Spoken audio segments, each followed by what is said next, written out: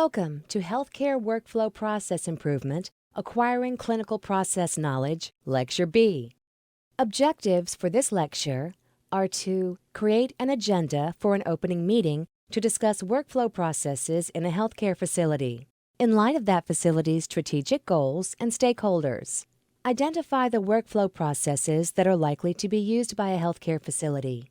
Identify the workflow processes that are essential to observe in order to determine how best to streamline the operations in a given healthcare facility, and identify key individuals with whom the practice workflow and information management redesign specialist should meet or observe in order to gain an understanding of the nature and complexity of their work. Basic topics covered in this lecture include methods to acquire knowledge about the practice, including clinic information such as mission, stakeholders, and goals that can help inform the analysis, common clinic processes, and creating a process inventory. Mission, vision, strategic goals, and stakeholders differ from organization to organization in ways that can affect process analysis. For example, a clinic that also serves as a research site will have different information and workflow requirements. The clinic staff may need a way to know which patients are participating in a research study, and a way to schedule and bill separately for study visits and procedures. A public health clinic has responsibilities in addition to patient care that impact information and workflow requirements. Public health clinics also oversee directly observed therapy and oversee reportable communicable diseases by performing contact investigations. This information is important because it impacts workflow. It is often publicly available or documented such that a healthcare facility can provide it in document form prior to your initial visit.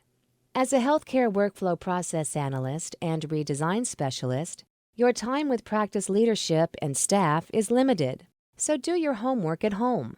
Don't waste your time in the clinic gathering this information from interviews or from multiple people. Use valuable time on-site to clarify or fill in gaps in information that is not otherwise obtainable. Nothing will irritate busy practice staff like wasting their time. A stakeholder is an individual or group that participates in a process or organization or is impacted by it. Examples of organizational stakeholders include patients, owners or shareholders, suppliers, payers, employees, and regulators. It is important to keep an organization's stakeholders in mind. Acquiring knowledge means learning how the practice performs each of its core functions. Billing, prescription writing, office visits, and referrals are functions performed by most practices. Other functions vary according to the type of practice. For example, a small practice may draw blood but may not perform any lab tests, while large practices may draw blood and have the equipment necessary to perform common blood-based lab tests. The lab tests, other diagnostic tests, and procedures vary by practice size and specialty. Remember, the goal is to obtain enough information about a process to create a process diagram or to document the process in writing. The written document allows you to check your understanding with others to make sure you have the information correct. Then you can analyze the process and leverage health IT where appropriate. Your first step in knowledge acquisition is to develop a list of the main processes at a clinic. We'll call it a process inventory.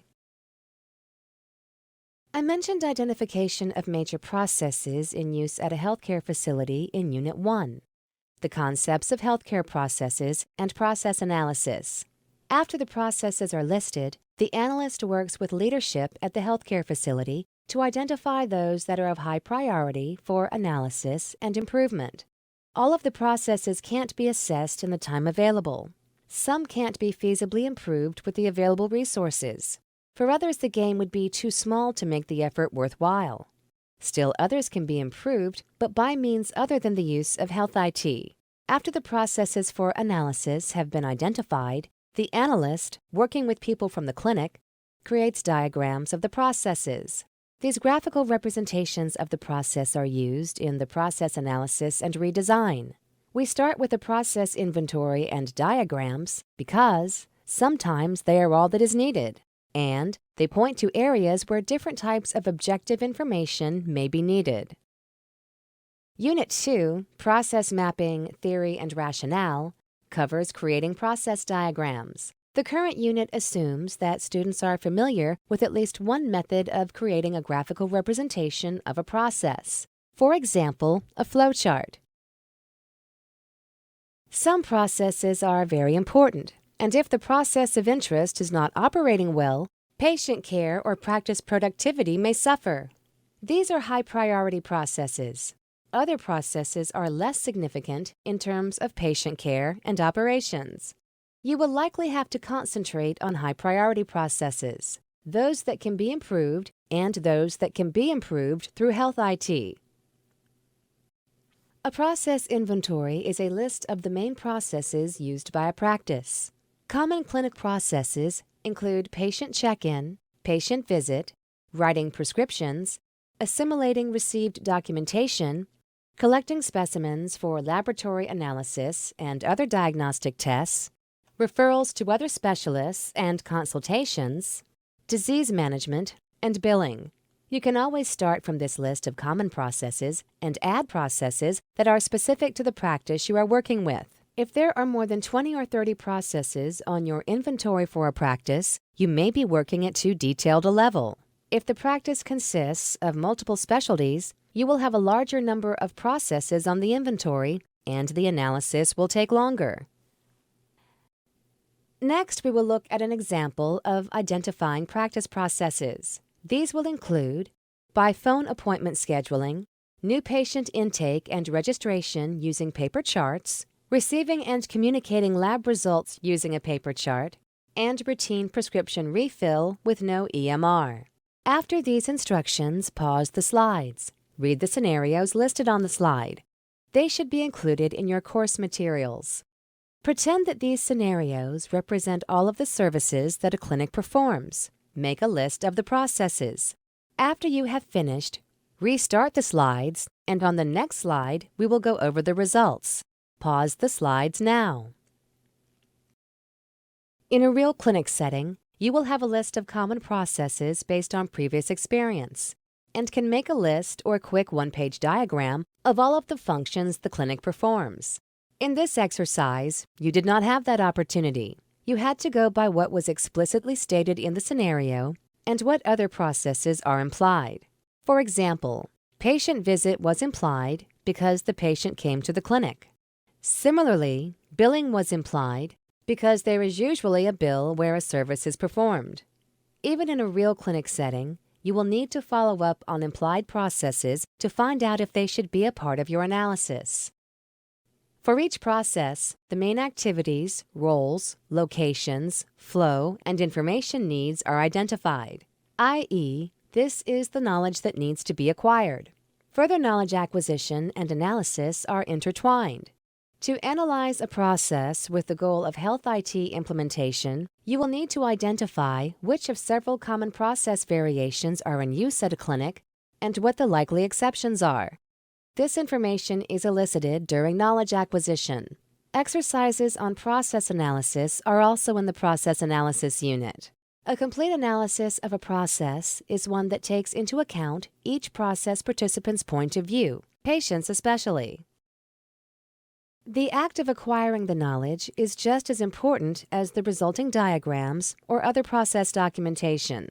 An analyst goes through a period of learning when seeking the information to create process diagrams, delineating the process steps, their sequence, how that sequence is decided, who or what performs process steps, where the steps are performed, and what the information needs are, is a structured way for analysts and practice staff alike to view the process from a different perspective.